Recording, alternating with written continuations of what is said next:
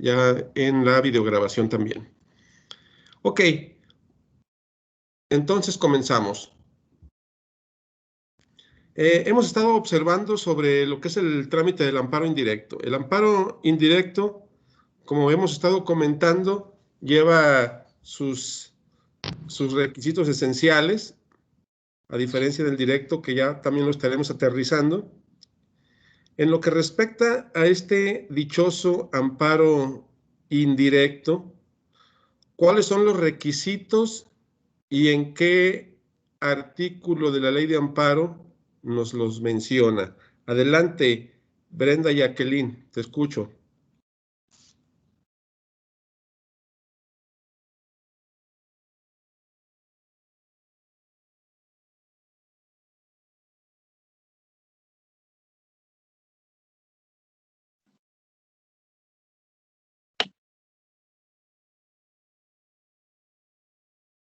Brenda Jacqueline, ¿se encuentra?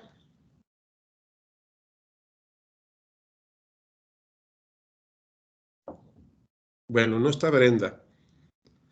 Bueno, sí la tenemos, pero no está con el micrófono activado. Entonces vámonos con otra persona.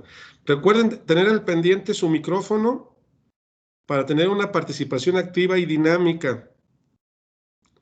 Entonces, ténganlo a la mano para en cuanto les pregunte, les dé el uso de la voz, lo puedan activar. Eso sí es importante para la cuestión dinámica de la clase. Ok, la misma pregunta, ¿qué requisitos lleva nuestra demanda de amparo indirecto y en qué artículo está fundamentado de la ley de amparo? Adelante, Cintia Alejandra, te escucho.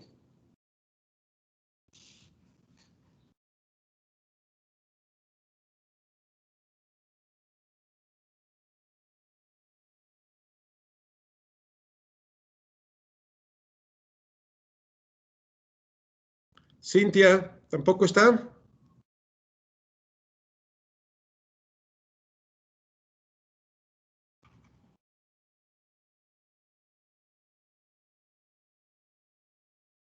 Cintia, ok, van dos.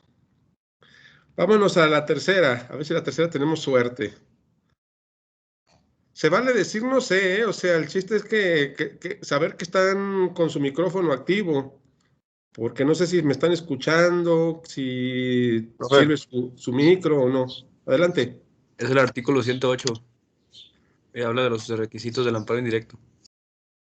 ¿Y qué requisitos son los que lleva Amos?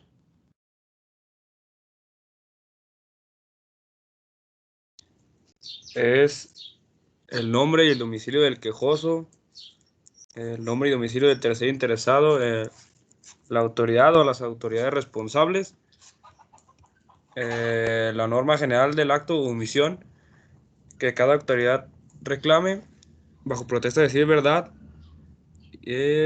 los preceptos que conforme al artículo 1 de esta ley contengan los derechos humanos y las garantías cuya violación se reclame, y si el amparo se promueve con fundamento en la fracción 2 del artículo 1 de esta ley, deberá precisarse las facultades reservadas a los estados u otorgar al Distrito Federal. Y por último, los conceptos de violación. Es correcto, eso es lo que debe de llevar tu demanda de amparo, porque ahí lo tenemos fundamentado, como bien nos dice nuestro compañero Esparza, en el 108 de la ley de la materia. Ahí te dicen los requisitos esenciales para que tú formalices una demanda de amparo indirecto. Nombre y domicilio del quejoso, nombre y domicilio del tercer interesado, nombre y domicilio, más bien de las autoridades responsables, en este caso, que van a ser las que vamos a demandar, que pueden ser ordenadoras y ejecutoras, especificar cuáles son unas y cuáles son otras, si es que los hay así de esa manera, los preceptos de violación, fundamentos legales, los hechos, el acto reclamado, que es prácticamente lo esencial que debe de llevar tu demanda de amparo, artículo 108, efectivamente. Siguiente pregunta, eh, sería, eh, ¿en qué casos nos pueden prevenir nuestra demanda? Una vez que yo la presento, ¿Qué casos son los que nos podrían prevenir dicha demanda de amparo? Nos va a contestar Flor. Adelante, Flor. Hola, profe. Hola. Pues esto para prevenir, pues sería nada más en errores que son de forma, errores sencillos y que se pueden pues subsanar. Y esto sería en 5 días. Es correcto. Tenemos 5 días para subsanar en dado caso de que nos prevenga nuestra demanda. Que nos la pudieran prevenir, nos pudieran desechar y lo mejor es que nos la admitan, ¿no? Que sería el tercer punto, la admisión. Efectivamente, tendríamos 5 días para prevenir dichos errores que son de forma, no de fondo, como bien pueden ser a lo mejor que no especifiquemos claramente el acto reclamado, como a lo mejor nos pudieran prevenir por ciertas incoherencias en cuestión de las fechas, de los nombres, que como estamos utilizando muchos machotes ya en todas las carreras y en todas las materias, se nos pasa el quitar el nombre del caso anterior y se nos fue, ¿no? Y nos van a prevenir, oye, pero arriba me pones en el encabezado un quejoso y abajo firma otro, entonces nos van a prevenir. Fechas inexactas, no especificación, bien decíamos, del acto reclamado, que no pongamos la autoridad responsable.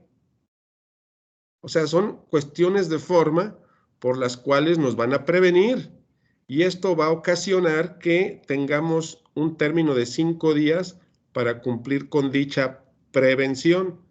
Y en dado caso de que no lo realicemos en el término correspondiente de los 5 días, se va a tener por no interpuesta dicha demanda de amparo.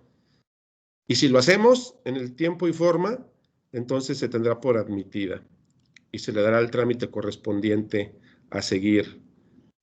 Efectivamente, muy bien, Flor. Siguiente pregunta, va relacionado con lo mismo. Dentro de lo que es la presentación de la demanda, no la pueden desechar. ¿En qué artículo nos habla de la ley de amparo sobre el desechamiento y en qué casos pudieran ser que nos lo desechen? Vamos con María Fernanda Pérez. Adelante.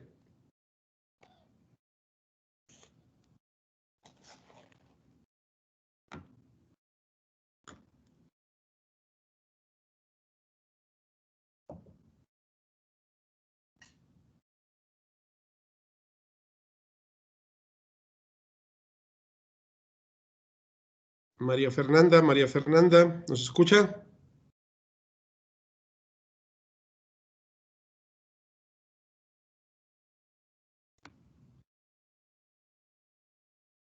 María Fernanda Pérez Guzmán.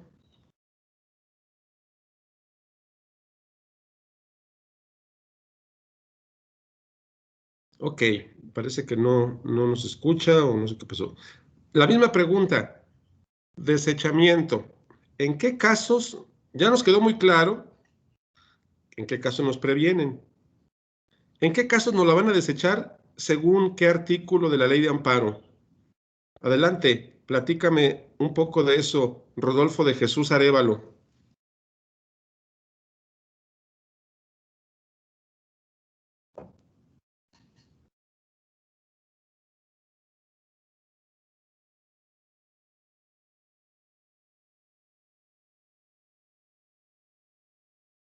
Rodolfo de Jesús Arévalo.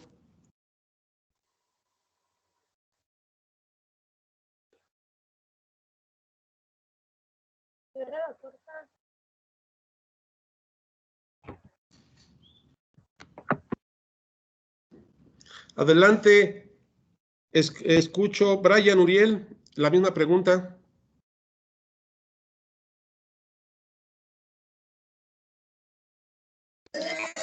La de desechamiento, profe. Así es. ¿En qué caso nos lo van a desechar según qué artículo?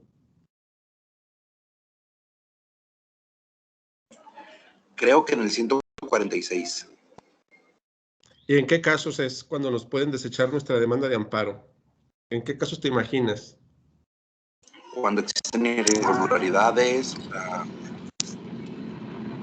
Profe, ya pude conectarme, sí lo escuchaba. A ver, permítame, es que estamos ahorita con Brian y ahorita te pasamos la voz. Gracias. A ver, sigue, Brian, te escucho.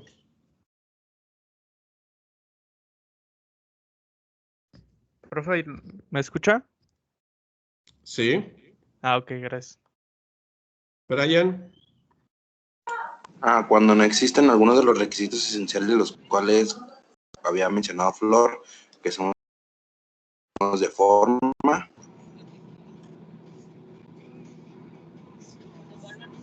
Adelante, María Fernanda, la misma pregunta. Desechamiento. ¿Qué casos y en qué artículo?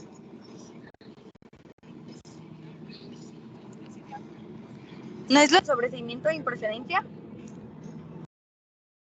No, la pregunta es ¿en qué casos nos pueden desechar nuestra demanda cuando la presentamos? Y efectivamente es no es procedente, es la improcedencia. ¿Qué artículo es?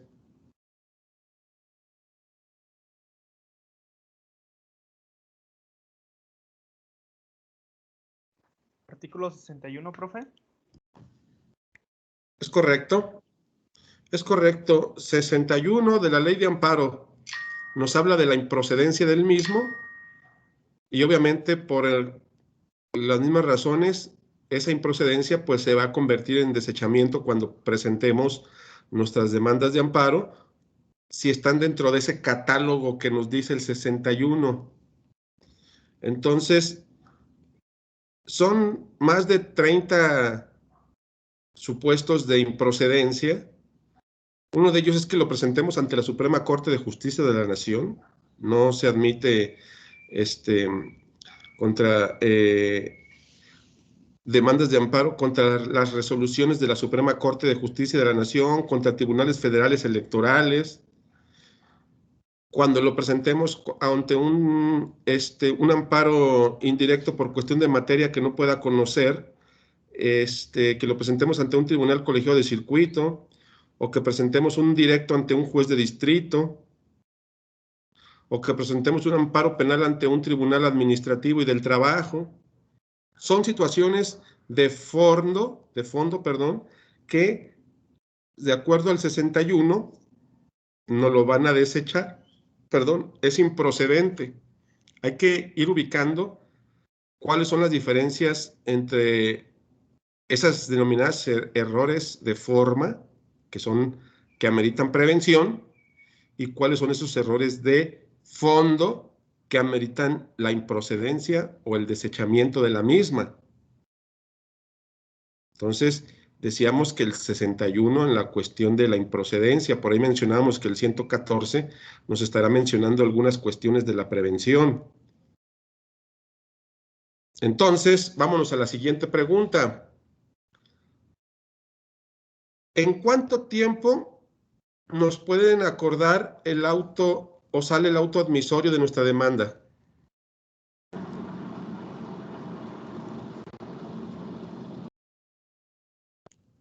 Adelante, Itzel Casas.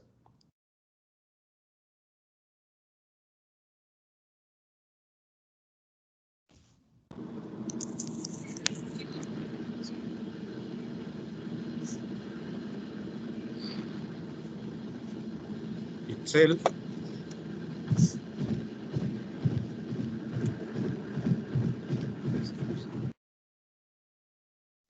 ¿Cuál es el plazo para que te acuerden el auto de admisión de tu demanda?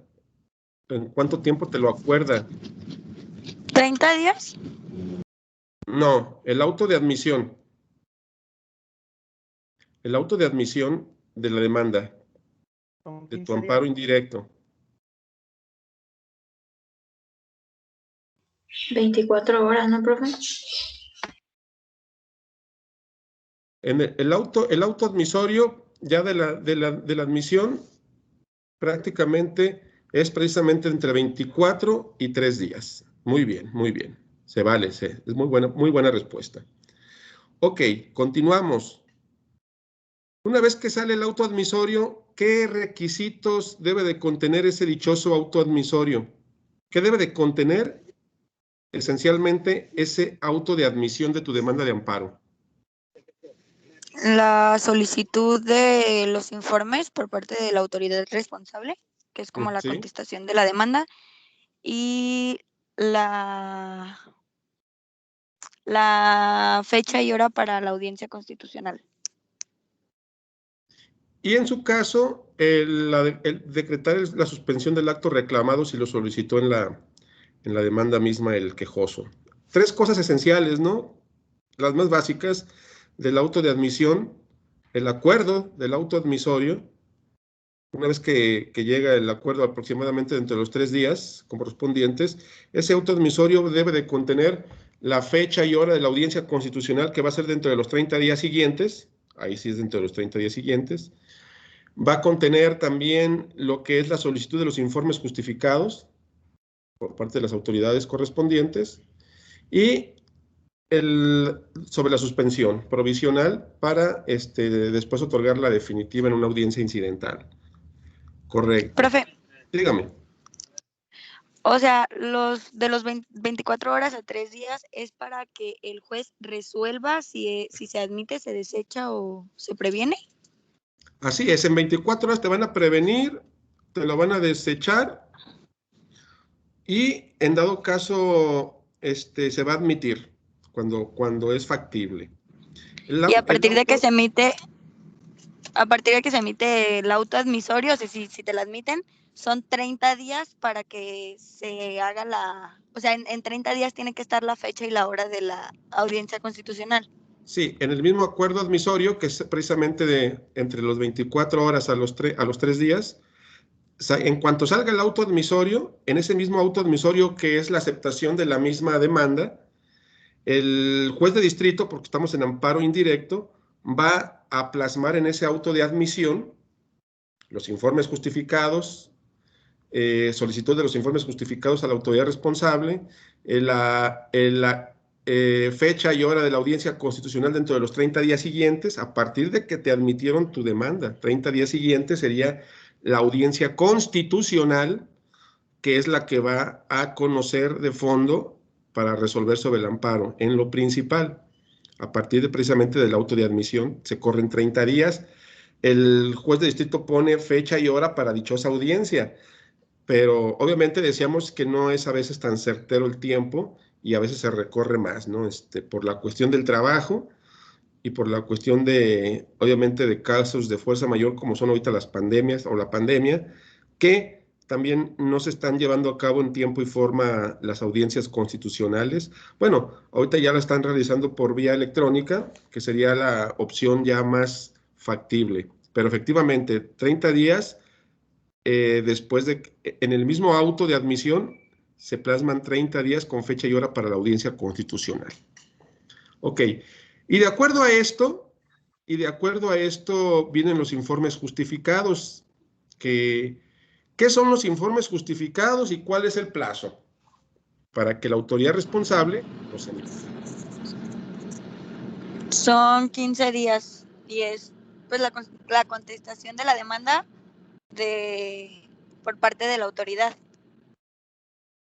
Sería una especie de contestación sobre el acto reclamado, más que nada. Esa sería la palabra en sí clave, porque a lo que se va a abocar en el informe justificado la autoridad responsable es en esa contestación, en esos informes justificados que le solicita el juez de distrito, es que informe en un término de 15 días, una vez que lo notifican, que lo emplazan a la autoridad responsable, que dentro del término de 15 días informe si existe o no existe el acto que afecta al quejoso, es decir, el acto reclamado.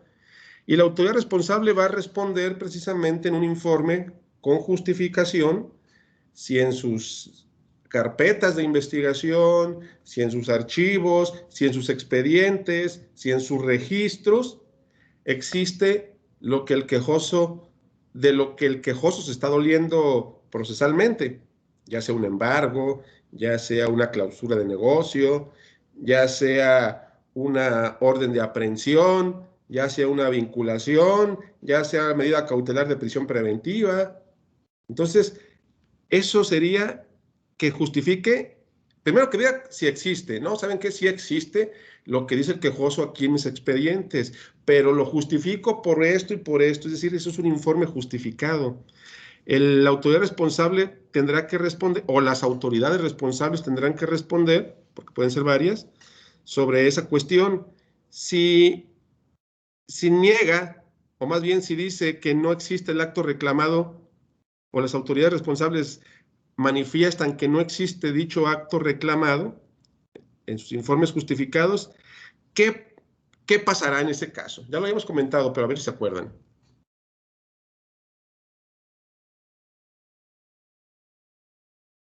Ante la inexistencia del acto reclamado, ¿qué puede suceder?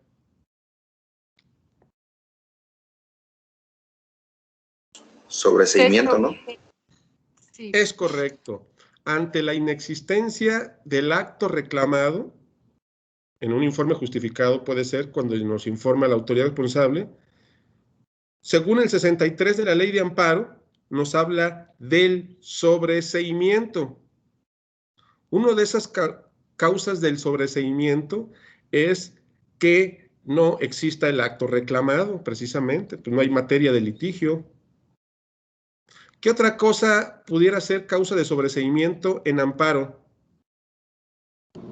La muerte del quejoso. Muerte del quejoso. Si se muere el quejoso, pues no hay ya tampoco litigio, ¿no? Lo principal, el que se dolió del asunto ya no existe. Es sobreseimiento, que no exista el acto reclamado, que no se publiquen los edictos correspondientes, etcétera, ¿no? 63 de la Ley de Amparo. Tomen nota. O sea, no nada más escuchen, hay que tomar nota de todos estos puntos. 61, improcedencia. 63, sobreseimiento. 112, la substanciación de la prevención, desechamiento y admisión. Todo eso es muy importante que tomen nota. Obviamente, yo sé que al principio no nos acordamos todo, pero tengo ahí mis anotaciones, tengo ahí mis reflexiones, tengo ahí todo ello a la mano para poder remontarme a esos puntos. Entonces yo veo gente conectada, pero no me contesta, entonces no sé si nos sirven sus micrófonos. Les digo, se vale decir, ¿saben qué? Pues no me acuerdo, profe, no sé, pero sé que está ahí pendiente. Ok. Vámonos entonces a lo que es el punto de la ampliación de la demanda. Después de los informes justificados, ¿cuánto tiempo tengo para ampliar demanda? 8 días. 8 días para ampliación de la demanda. Es decir, ya llevamos 15 de informes justificados, más 8 días de ampliación de demanda, ya son 23. Nos estamos acercando a la fecha de los 30 días, precisamente desde que salió el auto admisorio. 8 días tiene... Profe, sí, dígame. los 8 días empiezan a transcurrir desde que la autoridad responsable presenta sus informes o hasta que pasan los 15 días que tenía para presentarlos. ¿Sí me explico? Sí, hasta que se vencen los 15 días naturalmente de los informes. A lo mejor contestó a los 5 días, pero hay que dejar que corran los 15 para que ok, y a partir de ahí los 8. Los 8 días. Ok, gracias. Entonces, ¿qué será la audiencia constitucional como tal? Vamos a ver quién me puede contestar sobre la audiencia constitucional. ¿Qué se ve en la audiencia constitucional? Víctor Clemente, adelante.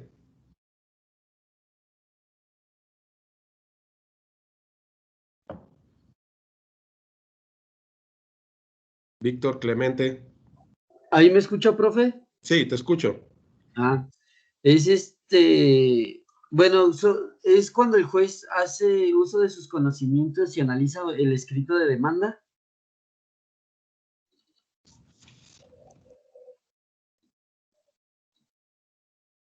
Por ahí va, pero más concretamente, ¿qué será qué se hace en esa audiencia constitucional? ¿Quién le ayuda? Puede ser el desahogo de algunas pruebas, ¿no? O bueno, de algunas... Sí, efectivamente.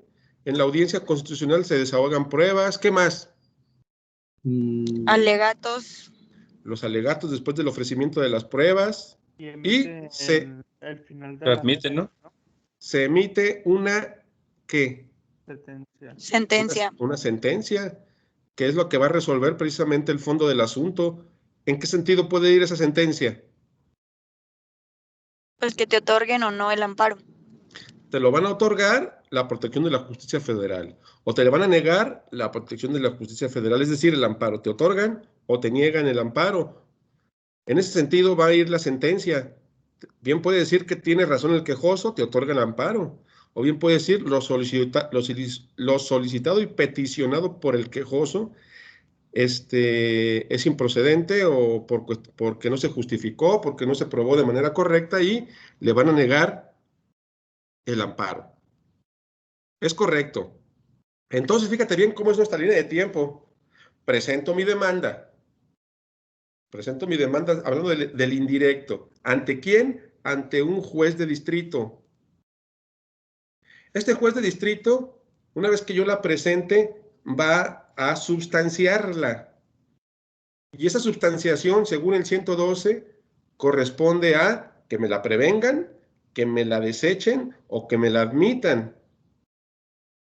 En base a todo esto, la prevención, 5 días para subsanar. El desechamiento, pues es de fondo, ¿no? Tendría yo que ver los errores de fondo y si se necesita presentar una nueva, pues presento una nueva. Si me la admiten, pues eso es lo ideal. Se sale el acuerdo de admisión o el autoadmisorio, aproximadamente a los 3 días siguientes en esa cuestión, y después de ese auto de admisión, ahí debe de ir plasmada ciertos requisitos que son fecha de audiencia constitucional, informes justificados sobre la suspensión, y le va a informar a la autoridad responsable en ese lapso de 15 días, que tiene, mejor dicho, 15 días para informar sobre el acto reclamado.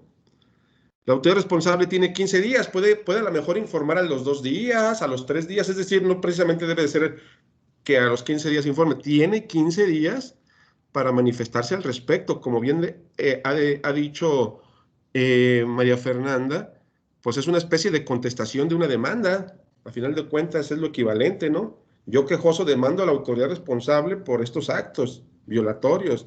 La autoridad responsable, en base a lo que le ordena y le peticiona el juez de distrito, es que debe de contestar sobre esos actos reclamados que puse en mi demanda de amparo. La autoridad responsable tiene que informar si existe o no existe y justificar si es que existe. Si no pone nada, se dan por hecho los actos reclamados. Eso es algo muy importante a considerar. Si no contestó, en el término de los 15 días, se dan por hecho que existen los actos reclamados. Después de ello viene la ampliación y nos vamos a ir a una audiencia constitucional, que ahí es donde se van a desahogar las pruebas con sus testimoniales, periciales, documentales, todo lo que a las partes interese y tengan a bien presentar para sus intereses. Y de ahí, el juez de distrito, en base a todo ello, después de los alegatos finales y de analizar todo lo actuado en esa audiencia constitucional, que va a resolver el amparo en lo principal, va a resolver mediante una sentencia si existe o no existe el acto reclamado y si tiene o no tiene razón el quejoso, se la va a negar o se la va a otorgar el dicho amparo. Porque tenemos la cuestión de la suspensión. ¿Qué entienden por suspensión del acto reclamado?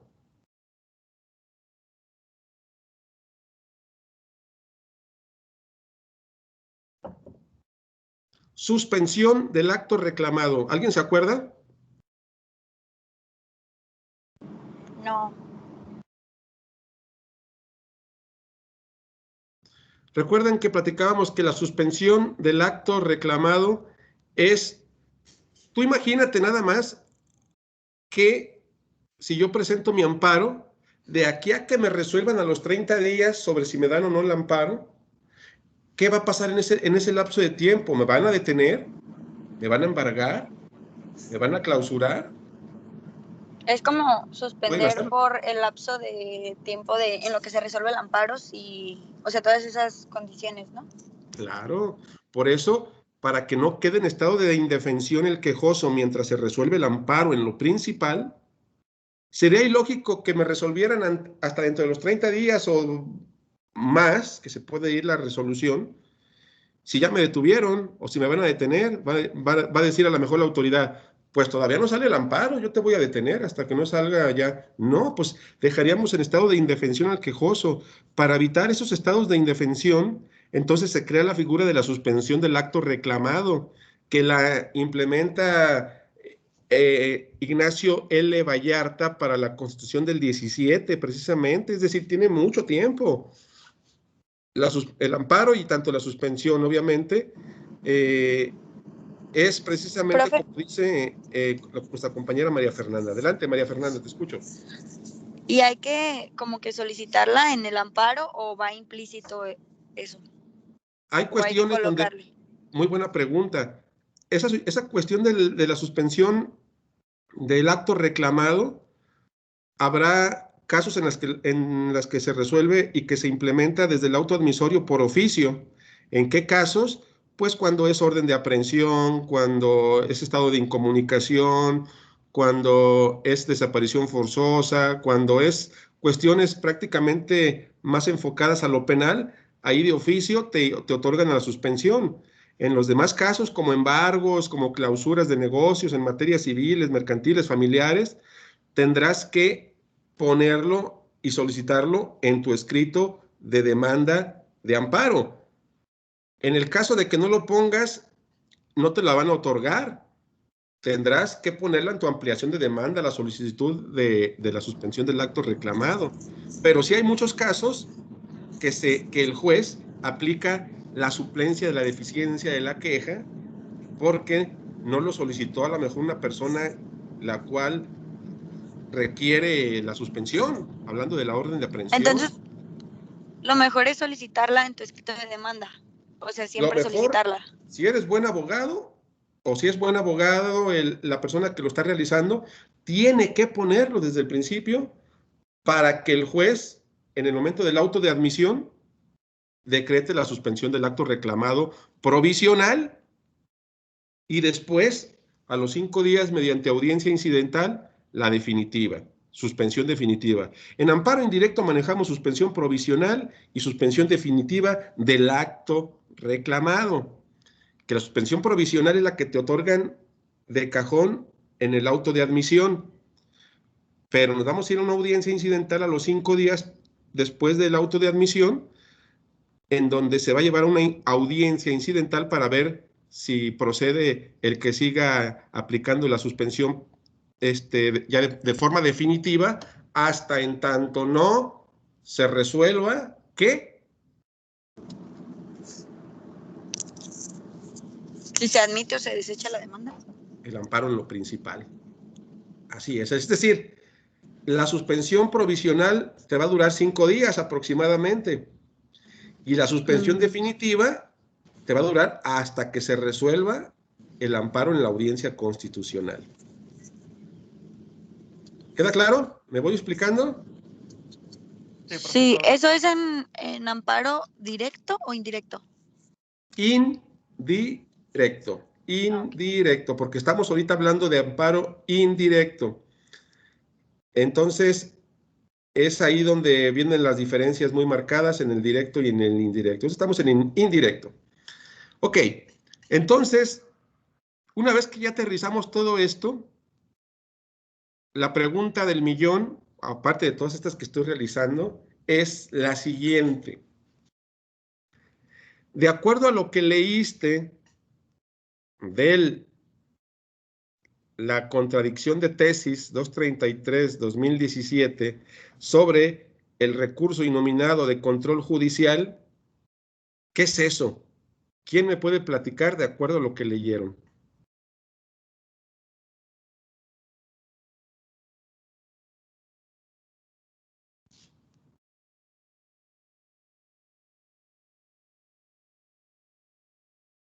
¿Alguien leyó la contradicción de tesis?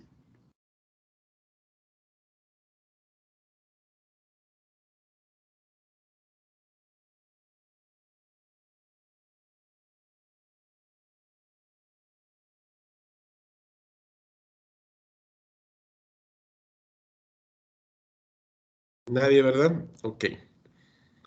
¿Por qué eso lo dejamos de tarea? Déjenme remonto a esa a esa página. Permítanme.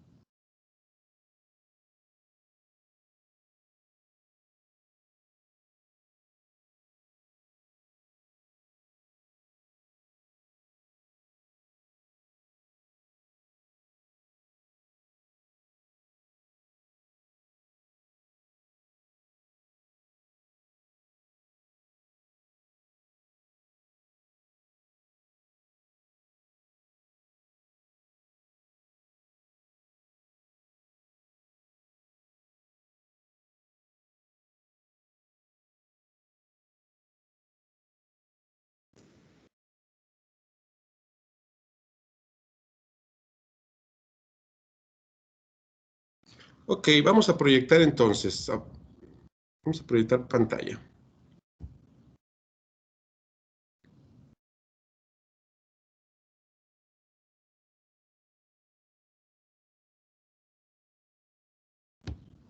Aquí. Fíjense bien. Yo les comentaba a ustedes que tenían que irse a contenido semanal y tenían que haber leído su contradicción de tesis. Tenían que haber dado clic. Se las iba a descargar. La iban a abrir. Y les iba a salir esto. ¿Alguien la leyó?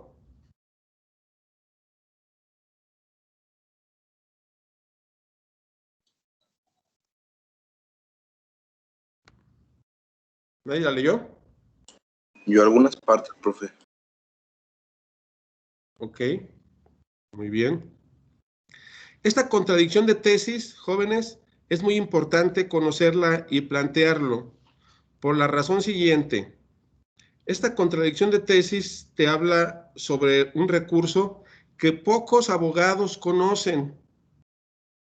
Es por ello la importancia de que la hubieses leído, que fue lo que te tenías que llevar de tarea prácticamente. Yo les dije, léanlo. No importa que no me hagan ningún resumen, no importa que no me hubiesen hecho nada, porque ni siquiera les dejé que lo subieran a la plataforma porque les dije, léanlo. No importa que se les complique un poquito, pero que comprendan algo para irlo aterrizando. Eso era lo que tenías que haber hecho de tarea. Leer la contradicción de tesis, 233, diagonal 2017. ¿Por qué? Porque esto realmente nos habla de algo muy interesante. ¿Alguien quiere participar algo que hubiese comprendido de los que hubiesen leído algo de la contradicción de tesis 233-2017? Adelante, los escucho, antes de explicar. De los que Yo leyeron, ¿qué tengo comprendieron? una duda, profe. Sí, dígame. Bueno, es que decía que iban como que en contra de como sentencias o actos que habían emitido como ciertos tribunales. O sea, ¿iban en contra de las sentencias en las cuales se basaron en la tesis o van en contra de la tesis como tal? El punto aquí es el siguiente. Esta contradicción de tesis surgió precisamente porque hubo una jurisprudencia por contradicción de tesis. Es cuando algunos juzgadores resuelven algún caso en concreto de una forma y otros resuelven de una manera diferente sobre un mismo asunto. Entonces, cuando hay esas contradicciones entre juzgados de distrito, hablando de amparos indirectos, cuando hay contradicciones entre los tribunales colegiados de circuito, hablando de directos, y que un mismo asunto parecido, un tipo de juez de distrito lo resuelve de una forma, a lo mejor aceptando el amparo, y a lo mejor otro tipo de jueces de distrito lo niegan la aceptación. Eso es precisamente cuando existe una jurisprudencia por contradicción de tesis, es porque un tribunal superior al juez de distrito, hablando de amparos indirectos que se contradicen, es el que puede llevar a cabo una jurisprudencia por contradicción para resolver sobre ese caso y ya nada más quede en un mismo sentido, para que no ande el mismo caso resolviéndolo de una forma a unos y de otra forma a otros. ¿Por qué no hacemos una jurisprudencia por contradicción de tesis de ese caso para que ya sea lo que dice su nombre, una jurisprudencia que es ya de obligatoriedad, como se debe de resolver? ¿Me explico? Partiendo desde ahí. Entonces se presenta en la revisión, profe. O sea, en este caso el recurso se podría presentar como de que debido a que el Tribunal Superior tal emitió como el auto admisorio del amparo por esto, y en este caso a mí se me está negando, o sea, sería como que una revisión o contradicción a lo que está emitiendo el juzgado. No, no es por ahí.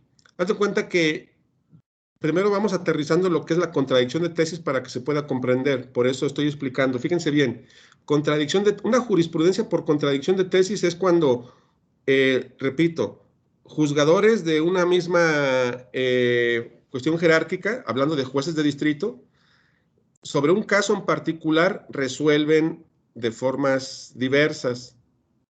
Unos aceptan y otros no aceptan el amparo, por decir así.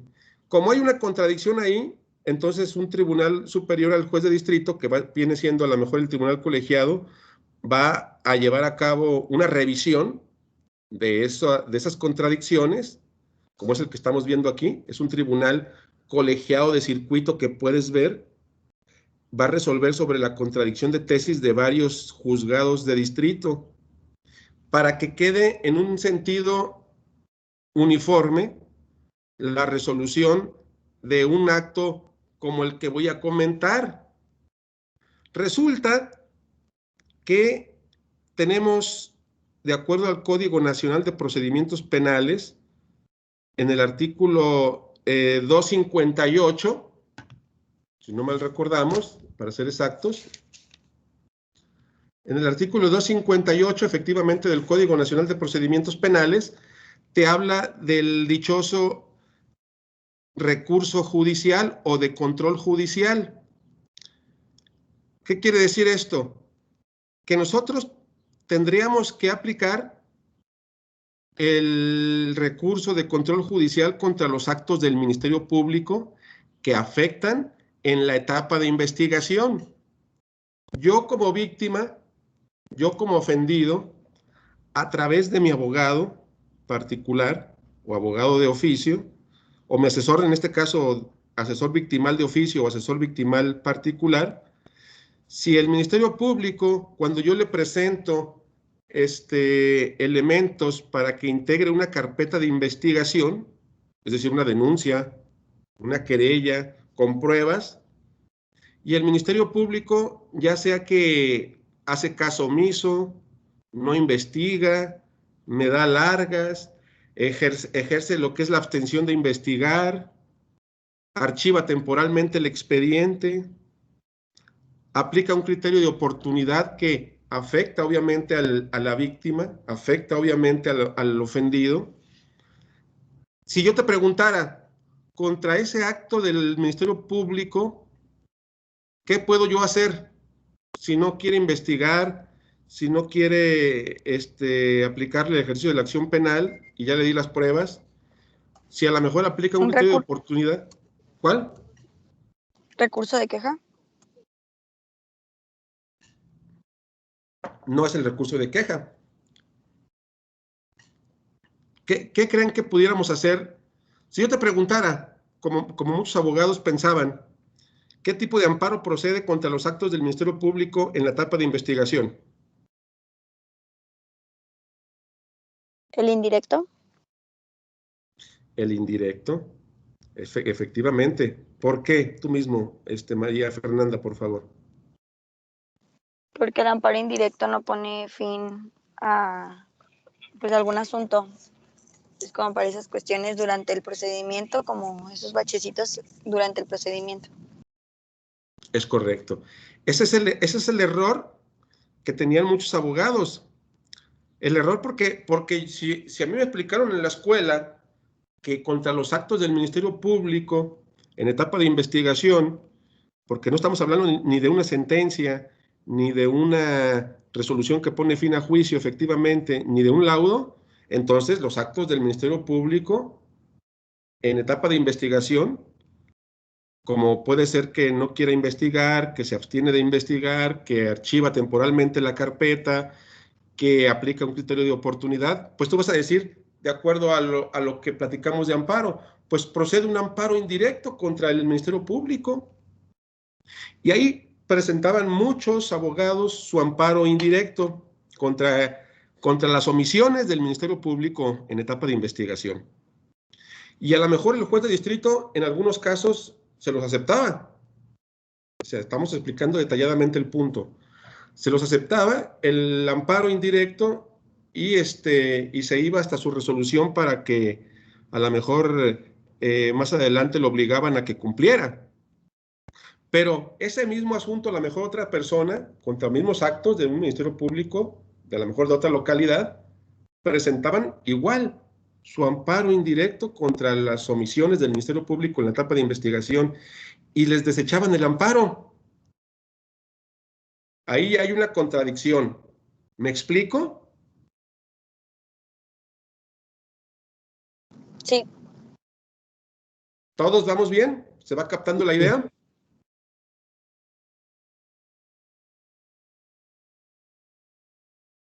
Sí, perfecto. Profesor, ¿lo puede repetir? Es que se me trabó. Sí, es que voy paso a paso para que lo capten, para que se vaya comprendiendo, no importa que me regrese. Fíjense bien. Okay. Resulta que si contra los actos del Ministerio Público pudiera proceder un amparo en etapa de investigación, formalmente me puedes decir, sin lugar a equivocarte, que procede un amparo indirecto. ¿Por qué razón? Porque no se trata ni de sentencias, ni de laudos, ni de resoluciones que ponen fin a juicio.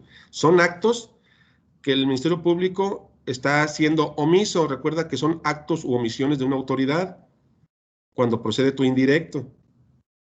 Por lo tanto, podrás decir, voy a presentar un amparo indirecto contra dicho acto de omisión del Ministerio Público.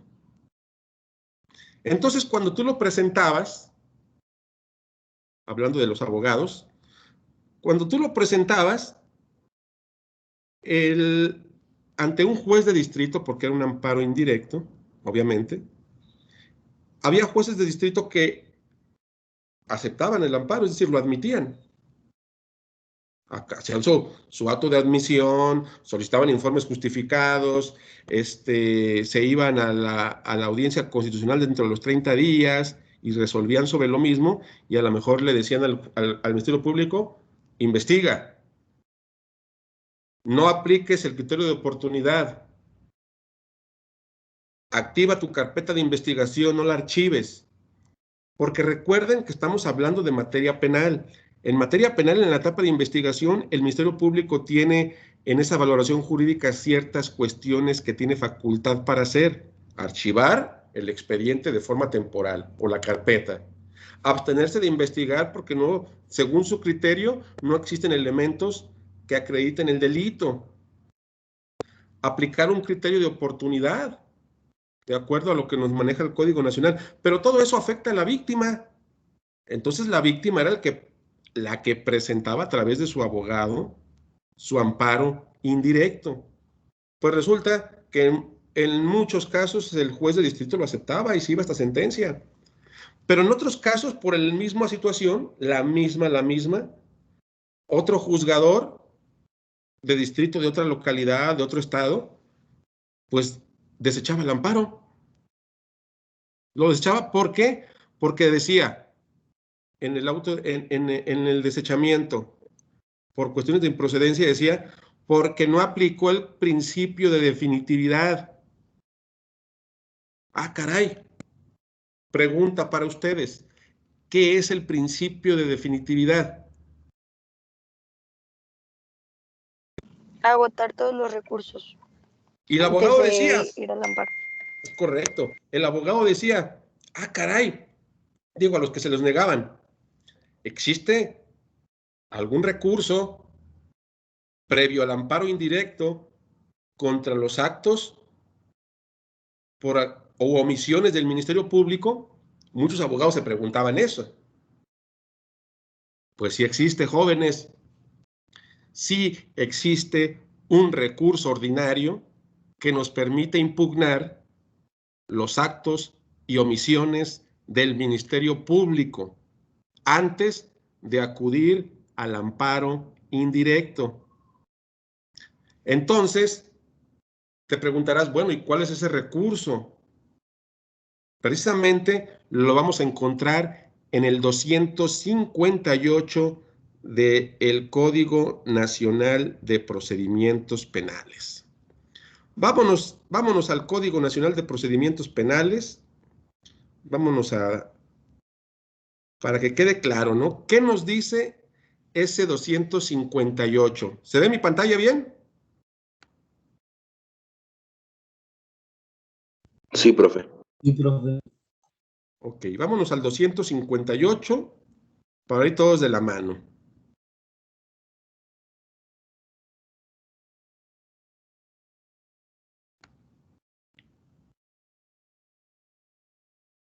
Ahí está el 258, jóvenes. A ver, María Fernanda, ¿qué dice el 258? Te escucho, en voz alta, por favor.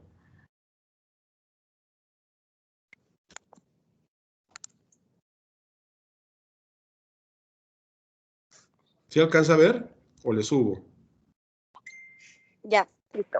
El 258 dice: las terminaciones del Ministerio Público, sobre la abstención de investigar el archivo temporal, la aplicación de un criterio de oportunidad y el no ejercicio de la acción penal deberán ser notificadas a la víctima u ofendido, quienes las podrán impugnar ante el juez de control dentro de los 10 días posteriores a que sean notificadas de dicha resolución. En estos casos, el juez de control convocará a una audiencia para decidir en definitiva, citando al efecto a la víctima u ofendido, al Ministerio Público y, en su caso, al imputado y a su defensor. En caso de que la víctima, el ofendido o sus representantes legales no comparezcan a la audiencia, a pesar de haber sido debidamente citados, el juez de control decretará sin materia la impugnación. Correcto. Esta es la clave, jóvenes. Fíjense bien. Existe un recurso antes de ir al amparo indirecto contra los actos del Ministerio Público por parte de la víctima. Recuerda, posiciónate y hay que ubicarnos. Generalmente el Ministerio Público es el que representa a la sociedad y es el que se encarga de la persecución e investigación del delito. ¿Estamos de acuerdo? Sí, profe. ¿Dónde encuentras fundamentado en la Constitución que el Ministerio Público se encargue de perseguir e investigar el delito? ¿En qué artículo de la Constitución?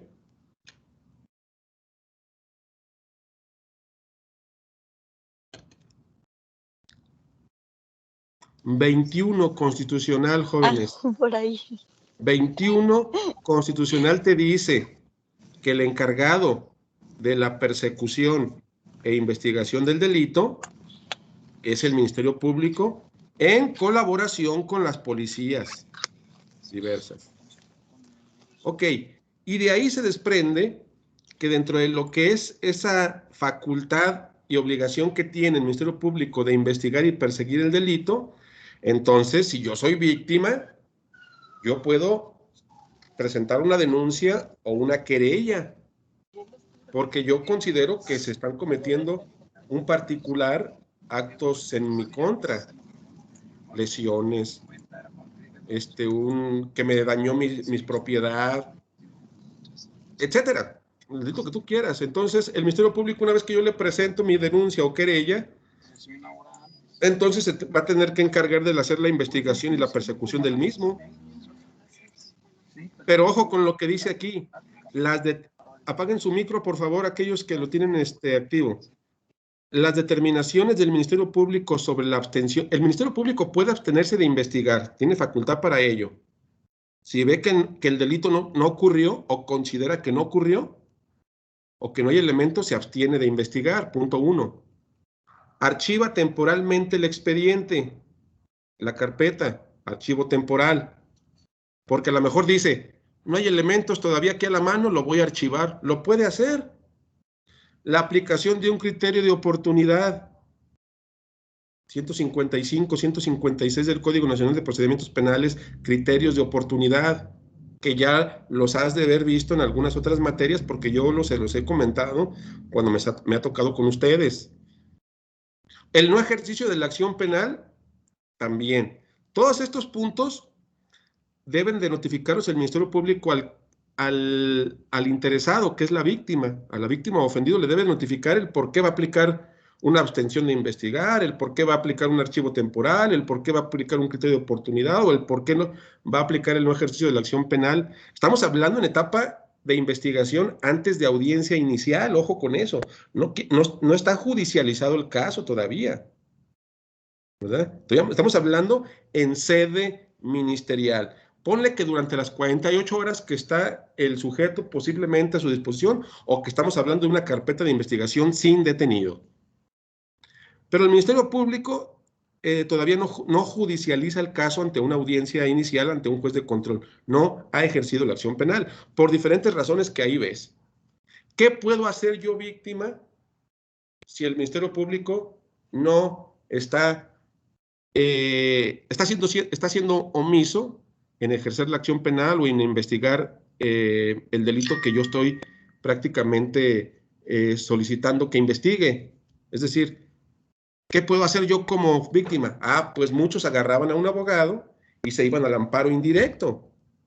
Porque decían, lo que va a proceder es el amparo indirecto porque es un acto u omisión del Ministerio Público. Entonces ahí es donde viene la contradicción de tesis, porque muchos juzgadores de distrito lo aceptaban, otros no. Porque es muy claro, antes, ¿a qué llega esa contradicción de tesis por jurisprudencia?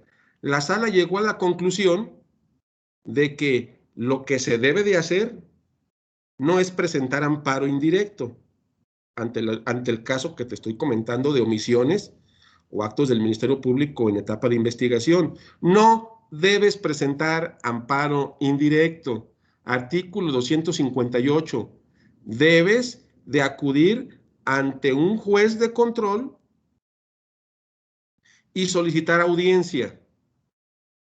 Repito, debes de acudir ante un juez de control y solicitar audiencia para que dentro de los 10 días siguientes te va a dar fecha o en el tiempo establecido una fecha para la audiencia y va a citar al Ministerio Público y vas a quedar también debidamente citado tú como víctima con tu abogado y a lo mejor también vas a citar a la parte, en este caso, acusada.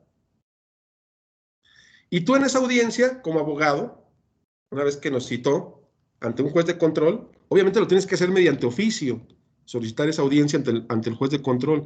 En esa audiencia te va a preguntar el juez de control, adelante, asesor victimal, lo escucho su petición. Es una audiencia oral, la audiencia de control judicial. Sí, su señoría, pues nos presentamos aquí en esta audiencia porque queremos llevar a cabo el recurso de control judicial para impugnar los actos y omisiones del Ministerio Público aquí presente, que consisten en lo siguiente, y ahí le vas a narrar, según tu criterio como abogado, cuáles son esos actos u omisiones que está haciendo el Ministerio Público que están afectando a tu defendido. El que no quiso investigar, el que archivó temporalmente el expediente, el que aplicó un criterio de oportunidad a favor del imputado o del detenido, etcétera. Una vez que te escuche a ti, el juez de control va a darle la palabra al Ministerio Público, que se va a defender. Sí, yo archivé el expediente por esto y por esto y por esto otro. O ¿sabe qué? Apliqué el criterio de oportunidad por esto y por esto. Una vez que empieza el debate y las réplicas y contrarréplicas entre lo que es abogado o asesor victimal y Ministerio Público, pues entonces el juez de control va a decidir en base a lo actuado en la audiencia y le va a dar la razón, ya sea a la víctima a través de su abogado defensor, asesor victimal, o le va a dar la razón al Ministerio Público. Eso es control judicial. No te fuiste a amparo, no te fuiste a un amparo indirecto, es decir, hay que agotar el recurso de control judicial contra actos de omisión u omisiones del Ministerio Público para que sea rápido y eficiente antes de acudir al amparo indirecto. Si el juez de control consideras que emitió un fallo que no te favoreció porque le dio la razón al Ministerio Público, entonces ahí, ante ese fallo del juez de control, es cuando vas a poder presentar, ¿qué? Tu amparo indirecto. Por lo tanto, retroalimentando, todos los actos y omisiones del Ministerio Público en etapa de investigación, tendremos que forzosamente irnos a un recurso de control judicial, que es un recurso ordinario, no al amparo indirecto todavía. Tenemos que solicitar audiencia ante un juez de control, donde nos va a citar a las partes, Ministerio Público y víctima principalmente, a través de su abogado, para debatir sobre el punto en concreto, sobre el caso concreto. Una vez que se debate sobre lo mismo, sobre los puntos, en réplicas y debate como tal, el juez de control tomará una decisión. Puede ser que te diga que tienes la razón y ya la hicimos, ¿no? No nos fuimos al amparo, vaya, porque tengo que agotar mi recurso de definitividad del control judicial.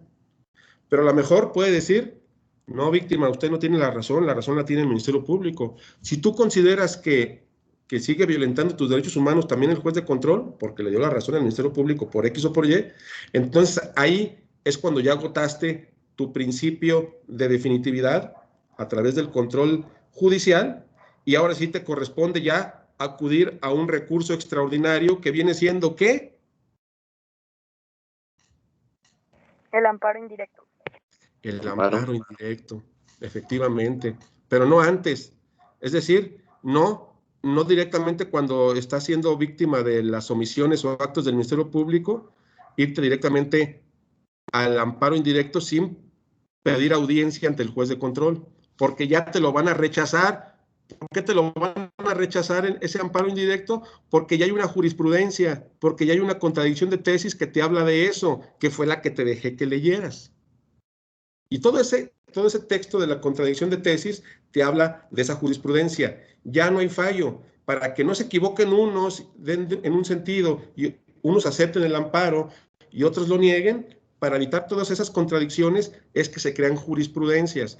Esta jurisprudencia es por contradicción de tesis, en la cual ya quedó muy claro que en el momento de que el Ministerio Público esté afectándome a mí como víctima en la etapa de investigación, yo no voy a presentar amparo indirecto. Tendré que presentar el recurso de control judicial ante un juez de control, el cual nos va a escuchar en la audiencia. Y ahí se va a dirimir todo.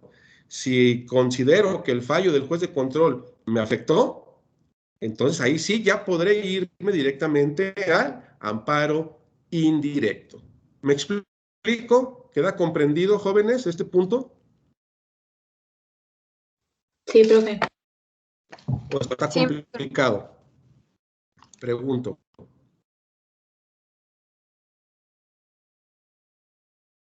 Bien, ¿me escucharon? Sí, profe, nada Sí. más el recurso se llama había dicho control judicial, Control judicial. o como tal Judicial. impugnación. Sí. Se llama, me regreso a la página. Ojo, y esto grábenselo porque si es muy, muy importante cuando estamos litigando nosotros materia penal y obviamente en la derivación de lo que es el amparo, ¿no? El artículo 258, notificaciones y control judicial. Ahí está fundamentado, jóvenes, su recurso de control judicial. Es decir, antes no existía un recurso contra el Ministerio Público, pues todo el mundo decía, pues, amparo indirecto. Pero a hoy, con la reforma penal, con el Código Nacional de Procedimientos Penales, tenemos nosotros un recurso ordinario que es muy bueno. O sea, antes de acudir a un amparo indirecto, puedo resolver ante un juez de control esos actos que están afectando del Ministerio Público en mi persona como víctima, porque no quiere investigar, porque archivó temporalmente el expediente de la carpeta de investigación, porque aplicó un criterio de oportunidad a favor del detenido y lo va a dejar libre. ¿Eso a quién afecta? A la víctima. Entonces, puede presentar un recurso de control judicial por escrito ante el juez de control para que se lleve a cabo la audiencia. Si el fallo no te fue favorable, entonces ahí ya será momento de que presentes tu amparo indirecto, que tienes 15 días, según la regla general, para presentarlo. Entonces se llama recurso de control judicial. ¿Vamos bien hasta aquí? Sí, maestro. Esto es muy importante en la práctica, jóvenes, porque esto hace la diferencia de un buen abogado penalista y amparista a la vez, porque he conocido bastantes abogados que desconocen este recurso y se están yendo al amparo indirecto y se los están desechando. Entonces, tú ya sabes ahorita en este momento que ante los actos u omisiones del Ministerio Público en etapa de investigación, tienes, antes de ir al amparo indirecto, un recurso llamado control judicial. Fíjate nada más qué importante es conocerlo para precisamente evitar la pérdida de tiempo de presentar tu amparo y que te lo desechen, porque te van a decir en el desechamiento, usted no procede su amparo porque no agotó el principio de definitividad del recurso ordinario que procede en estos casos. Y te vas a quedar así como, caray, pues ¿cuál recurso? ¿Apelación? Si no procede apelación, si no procede revocación, pues hay un tercer recurso que se llama control judicial. Repito, muchos abogados lo desconocen. Entonces, contra los actos y omisiones del MP, puedo yo aplicar mi recurso ordinario, que es control judicial. Y precisamente ahí en la admisión de la demanda, en el desechamiento, perdón, en el auto de erradicación de desechamiento, te van a decir, abogado, usted le desechamos su demanda de amparo indirecto contra esos actos porque no agotó su principio de definitividad del recurso correspondiente. Entonces ahí es donde muchos se quedan en blanco. Caray, pues sí, procede un recurso llamado control judicial, jóvenes, contra los actos del Ministerio Público, repito, en etapa de investigación. Entonces, todo esto es bastante relevante e importante. Inclusive, ¿no? Ya aterrizándolo con mayor énfasis, podemos irnos a un ejemplo de un recurso de control judicial. Aquí tenemos un recurso de control judicial. Fíjate bien, se promueve recurso innominado de control judicial. ¿A quién va dirigido? Va dirigido ante un juez de control en turno. ¿Se va proyectando mi pantalla? ¿Se va observando? Sí, maestro, se ve bien. Sí, profe. Ok. Entonces, este es mi recurso de control judicial. Ojo. Va dirigido a un juez de control. Punto, pues él ya sabe, ¿no? La estructura de un recurso como tal. Ciudadano, el nombre de la víctima, o el del abogado que promueve en nombre de la víctima también, pero en este caso es la víctima. Promoviendo en mi carácter de víctima del hecho con apariencia de delito, el que tú creas, dentro de la carpeta de investigación el número de la carpeta de investigación, con personalidad acreditada en autos de la investigación antecitada, autorizando como forma de notificación el correo electrónico, ahora que ya se usan, para las notificaciones, nombrando a mis asesores jurídicos victimales, ahí va tu nombre, tú eres el asesor victimal. Ante usted comparezco y expongo.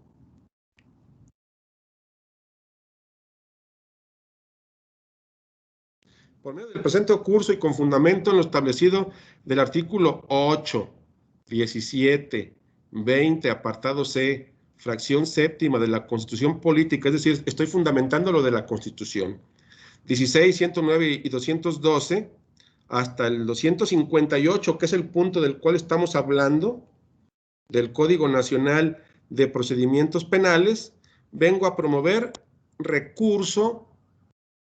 Aquí te lo voy a poner con resaltar.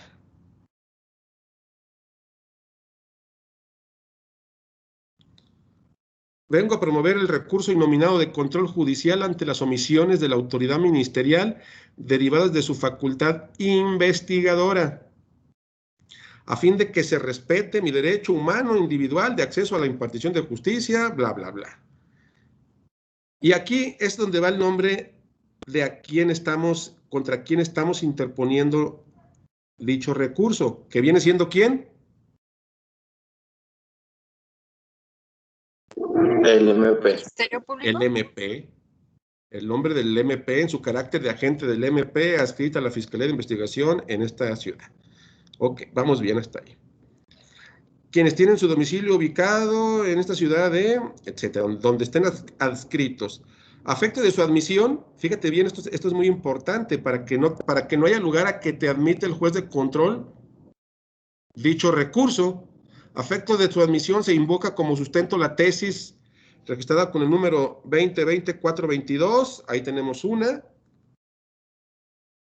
También el recurso innominado previsto en el artículo 258 del Código Nacional de Procedimientos Penales, que procede contra cualquier omisión del Ministerio Público en la etapa de investigación del sistema penal acusatorio, incluso tratándose de las que no tengan como efecto paralizar la investigación. Pero también te habla de la tesis que yo te dejé, que es esta, que también la fundamenta o la fundamentamos cuando presentamos recurso de control judicial, el 233-2017. Ahí te habla de ese recurso. Es decir, estamos plasmando en el recurso las jurisprudencias. Ahí las ponemos para que no haya lugar a dudas de que el juez de control diga no procede. Pues claro que procede. Está ahí la jurisprudencia, remóntese a ella y denos audiencia para desahogar el control judicial. Hechos. En hechos vas a narrar completamente lo que tú creas que está violentando el Ministerio Público, obviamente. Aquí que yo comparecí como víctima a las instalaciones que ocupa la Fiscalía del Estado en conocimiento de la autoridad en contra de tal licenciada por... Ok. Los fundamentos. 2. Hecho que lo anterior por indicaciones del agente del Ministerio Público. Días después me presenté de nueva cuenta en las instalaciones que ocupa la Fiscalía con el objetivo de que le dé continuidad a mi denuncia. Sin embargo, ocurrió esto y esto y esto otro. Es decir, el control judicial puedes aplicarlo según tu caso, ya sea porque no quiso investigar, ya sea porque archivó temporalmente el expediente, ya sea porque no te está escuchando y no te entrega copias de la carpeta de investigación, ya sea porque no quiere ejercer la acción penal, todo lo que sea actos u omisiones del Ministerio Público, vas a interponer tu recurso de control judicial ante el juez de control. Agravios, y ahí vas a plasmar precisamente tus agravios, los que consideres que son tus agravios. ¿Qué pruebas vas a presentar? De una vez, una documental pública que consiste en el acuse de recibo de mi denuncia, de mi querella. Documental privada consistente en el inicio y registro correspondiente de la carpeta de investigación número tal, puede ser. Todo lo que fundamente que estás ahí precisamente con una carpeta de investigación abierta y que el Ministerio Público o no está actuando, no está trabajando o no quiere investigar.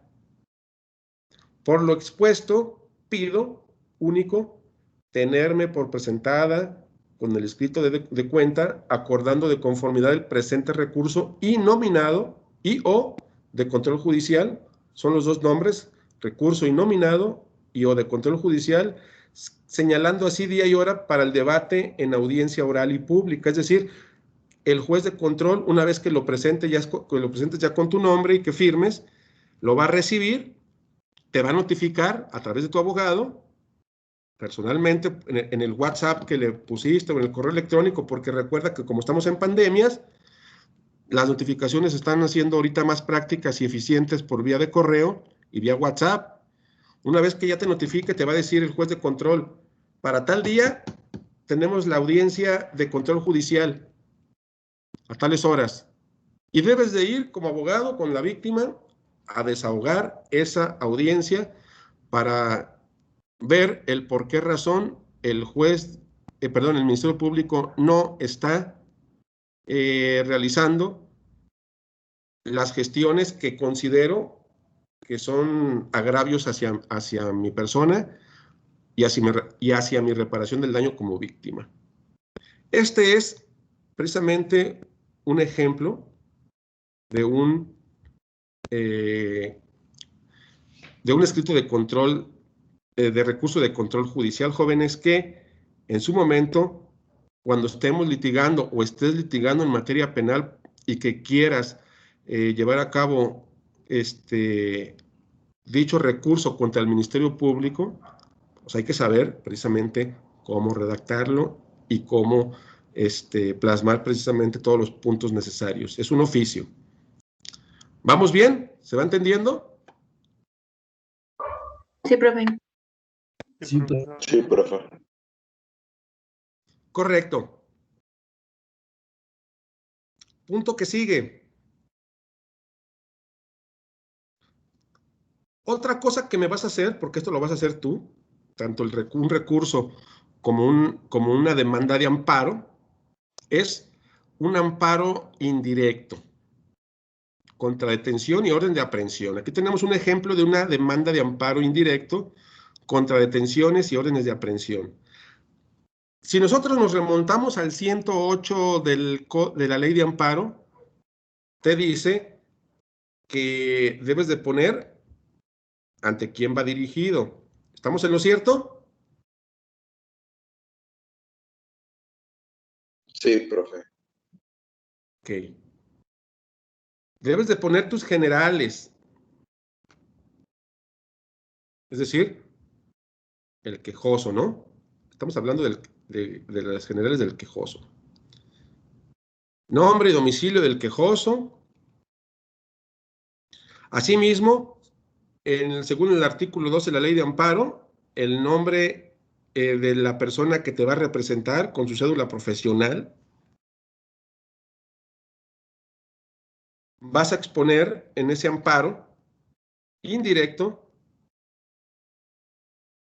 los fundamentos, primero que nada, jurídicos 103 y 107 de la ley de la Constitución, perdón, que fundamentan la ley de amparo, y que prácticamente vas a solicitar la protección de la justicia federal en contra de las autoridades responsables y por la orden de aprehensión y detención librada en mi contra, etcétera, ¿no? Aquí ya fundamentas ya de manera más correcta nombre y domicilio del quejoso,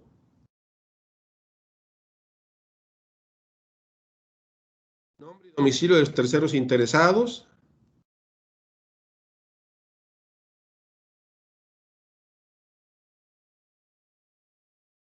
autoridades responsables que pueden ser con caracteres de ordenadoras y ejecutoras. Es decir, recuerda que hablábamos de que las autoridades responsables pueden ser unas que ordenan el acto y otras que los ejecutan. Lo recuerdas, ¿verdad? Entonces, ahí es plasmar si es que existen los dos tipos de autoridad responsable. El acto reclamado, aquí vas a narrar qué es lo que estás reclamando precisamente como acto violatorio. Aquí estoy hablando yo de una orden de aprehensión, que el quejoso es al cual quieren detener. La ilegal de orden de aprehensión o aprehensión dictada en mi contra, decretada por la autoridad responsable ordenadora y tratada de cumplir o ejecutarse por la autoridad ejecutora tendiente a procurar mi detención y la consiguiente privación de mi libertad en ejecución del acto reclamado de las autoridades señaladas. Es decir, vas a plasmar quiénes son los que van a ejecutar y quiénes son los que van a o que están ordenando dicho acto reclamado, que generalmente pues estamos hablando de que lo ordena un juez de control y las llega a ejecutar tal vez también el Ministerio Público como tal. Hechos o abstenciones constitutivos del acto reclamado. Aquí vas a narrar en hechos o abstenciones constitutivos del acto reclamado precisamente por qué crees que te van a detener, qué está pasando o qué ha sucedido para que tú pienses como quejoso que próximamente se va a liberar una orden. Ah, porque me estoy dando cuenta que afuera de mi domicilio pues se encuentran personal o ha venido personal de la fiscalía a tocar mi puerta, a mi casa, y han preguntado por mí. La que abrió fue mi mamá, mi esposa. Están preguntando que tiene una orden de comparecencia y de aprehensión, pero yo temo que es, perdón, de comparecencia y de presentación, pero yo temo que es de aprehensión. Es decir, ¿cuándo fueron? ¿En qué momento fueron precisamente elementos aprehensores o elementos de la fiscalía para que creas que se va a librar una orden de aprehensión? Debes de narrar el hecho, no nada más presentarla sin un fundamento de hechos. Conceptos de violación, ¿qué es lo que crees tú? ¿Qué artículos para que motives precisamente dicho acto reclamado? Debes de enumerarlos. Capítulo de suspensión, aquí es donde decía hace rato María Fernanda. Generalmente nosotros tendremos que poner en nuestra demanda de amparo el capítulo de suspensión. Como buenos amparistas tenemos que hacerlo para que en el momento en que se acuerda el auto admisorio, nos acepten nuestra demanda, obviamente, pero también que se implemente lo que es la suspensión del acto reclamado en su forma provisional y después en su forma definitiva, hasta que no se resuelva el amparo en lo principal. Ok. Por eso aquí dice eso muy importante. Es procedente y así lo solicito, se le conceda al suscrito la suspensión provisional y en su caso la definitiva del acto reclamado, porque la suspensión va primero que nada en provisional y después a los 5 días nos pueden dar la suspensión definitiva hasta en tanto no se resuelva el amparo en lo principal, obviamente. Entonces, después de que narras tu capítulo de suspensión como tal, tendremos que hacer la solicitud al juez, ¿no? Respetuosamente, ¿qué vamos a pedir? Tenerme por presentado en los términos del amparo correspondiente, tener por autorizadas a las personas que vamos a mencionar como representantes, solicitar de la responsable los informes previos y justificados, así como conceder la suspensión provisional, etcétera, y previos trámites me conceda el amparo como punto 4. Protesto lo necesario, tu nombre, tu firma y la fecha de presentación. Es decir, aquí tenemos una estructura para que puedas realizar una demanda de amparo indirecto. Vamos haciéndola por orden de aprehensión. ¿Qué es lo que te vas a llevar prácticamente de tarea? Realizar, primero que nada, vamos empezando por la demanda de amparo indirecto por orden de aprehensión, de acuerdo a lo aquí platicado. Este formato lo voy a subir a contenido semanal para que te bases en él, pero no quiero que lo hagas tal cual, es decir, nárrale por ahí varias cosas, ¿no? Obviamente tus datos, los abogados, es decir, llénalo de forma correcta, porque ya viene estructurado para realizarlo sin ningún problema, nada más en lo que es el capítulo de hechos, sí ahí dale una variación, para que te vayas familiarizando cómo realizar una demanda de amparo con carácter indirecto. Adelante, Brian, te escucho.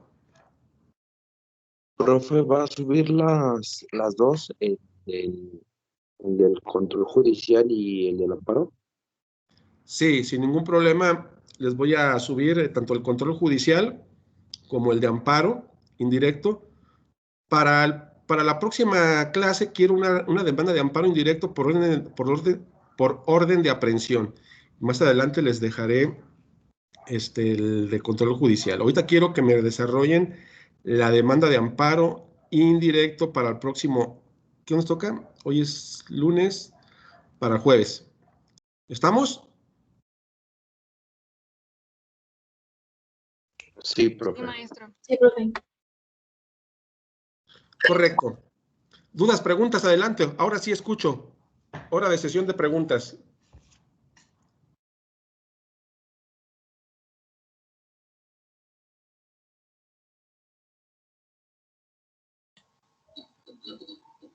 Yo no tengo ninguna, profe.